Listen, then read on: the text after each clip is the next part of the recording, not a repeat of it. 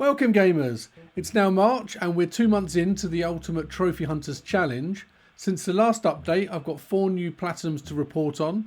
So without further ado, let's take a look at some gameplay footage and give my review of these games, and then afterwards we'll do a quick recap of my progress so far. So for those of you that watched my last update video on Valentine's Day, you will know that at the time of recording I'd not yet popped the Valentine's Day Platinum on Doki Doki Literature Club Plus. So I'm happy to confirm that I did indeed remember to pop that last trophy and secure the Platinum on the specific challenge date. As I've already given my thoughts on the game previously, I won't go over it again now, but if for anyone wanting to see that, please check out the first month update video in the challenge playlist for my thoughts on that game. The second Platinum to report is for Xenon Valkyrie Plus on the PS Vita. Developed by Diabolical Mind and originally released on the Vita in 2017, this roguelike 2D platforming RPG has an 8-bit style graphics. Being someone that has played video games since the early 80s, I have a real fondness for retro looking games, and this is the third time I've now earned this Platinum for Xenon Valkyrie, after previously completing it on both the PS4 and PS5. The story is quite short, with 4 different playthroughs required using 3 different protagonists to unlock all the various paths and endings as you try to stop an evil witch who is attempting to birth a new god with the help of a robot army. The gameplay loop sees you progressing deeper and deeper into a moon in a distant galaxy somewhere.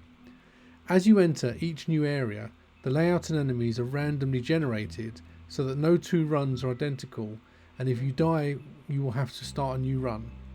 However, you're able to keep any weapons, items and stats that you've gained, so each new attempt gets progressively easier. The 3 playable characters also have a unique ability each, giving some further depth to the gameplay. The game starts off pretty challenging, but it's still quite good fun to play, and for anyone that enjoys retro look and feel to a game, then you should definitely check it out. My third Platinum to report is on Wreckfest. Developed by Bugbear Entertainment and released on the PS4 in 2019 and the PS5 in 2021, Wreckfest is a racing game where, as the name suggests, the vehicle damage mechanics is one of the main draws to its gameplay. You can make the game as easy or as difficult as you like, with many different settings that you can apply to the AI competitors you race against, as well as how much damage all vehicles will take. Setting the damage type to normal may ensure that you can easily survive, however that also applies to your competitors, meaning a lot more of them will be able to finish the race.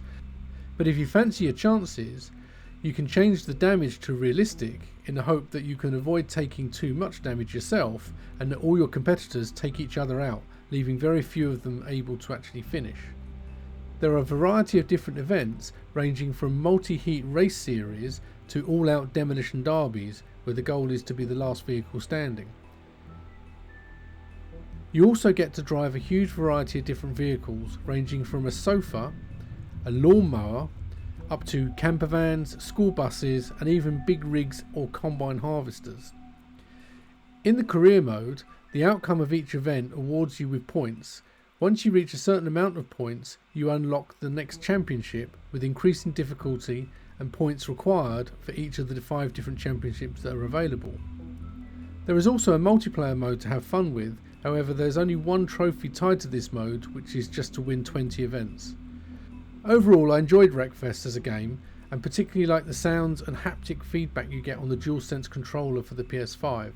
However, as fun as the game can be, going for the Platinum can be a bit of a grind, and certainly by the 4th and 5th championships starts to get quite repetitive.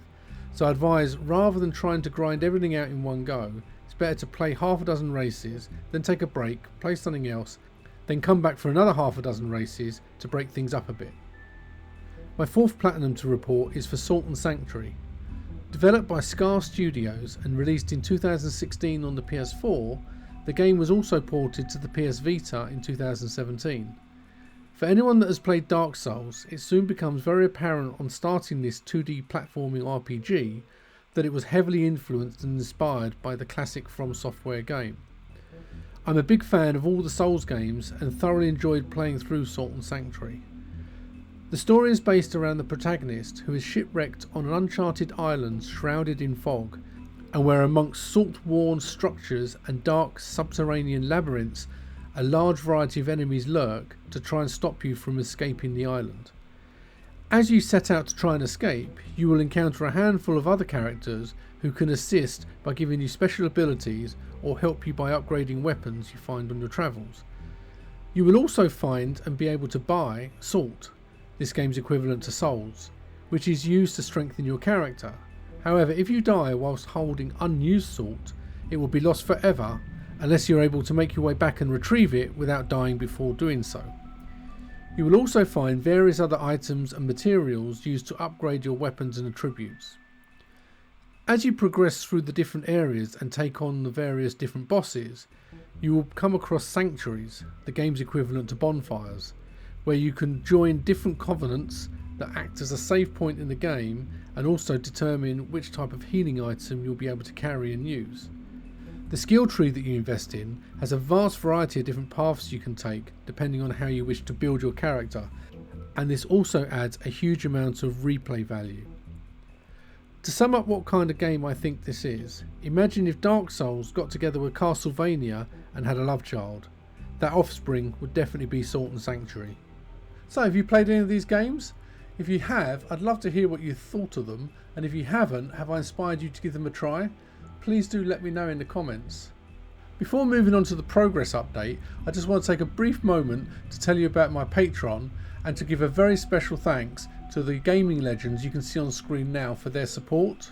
For less than the price of a cup of coffee, any level of support will give you access to my new gaming community on Discord, with the higher level tiers also giving you the benefit of setting me trophy challenges or perhaps forcing me to play a specific game of your choice. I'm also currently making some exciting plans for new content involving the Discord community, so if this is something that you'd like to be a part of, then follow the link in the description for my Patreon. All support is greatly appreciated. Now let's get back to the challenge update. So 2 months into the challenge, I'm currently on 15 out of 100 platinums, 105 out of 500 gold, 114 out of 750 silver, 186 bronze out of 1500, currently on a trophy streak of 59 days. The game name alphabet and the platinum name alphabet have both had 6 now completed. No game series currently completed. The 1 to 10 difficulty list, 5 have been completed. The current completion rate is 79.54. The console Grand Slam, I've completed 3 out of the 11. The genre theme list, I've now completed 14 of the 44. The backlog games busted and completed to 100% is 10 out of the 50. 100% games that do not have a platinum, 4 out of the 10. For game length, 2 out of the 10. Ultra rare platinums currently still on 34 out of 39, so none extra added. And for the ultra rare trophies, 7 out of the 100 needed. Completed so far is being the first 100 people to obtain a platinum, stacking 2 platinums for the same game on different consoles, platinum a free monthly PS Plus game the month it's given out, and for the special dates, completing the romance theme on Valentine's Day. Taking a very brief look at the tracking spreadsheet, you can see the games that I've actually now completed for the alphabets, the games I've completed for the backlog, and which are the games that I've done for the platinum so far. Coming down, you can see on the left the games that have been assigned to the different genre and themes, which are the consoles, which of the game lengths, which of the difficulties, and which of the 100% non-platinum games have been completed. Plus on the bottom left you can see the special challenges that have so far been completed. So 2 months into the challenge and great progress being made so far. I hope you're enjoying the content. A like and subscribe is always very much appreciated, and perhaps consider joining my Discord community through the Patreon. As always, until next time, take care and look after yourselves.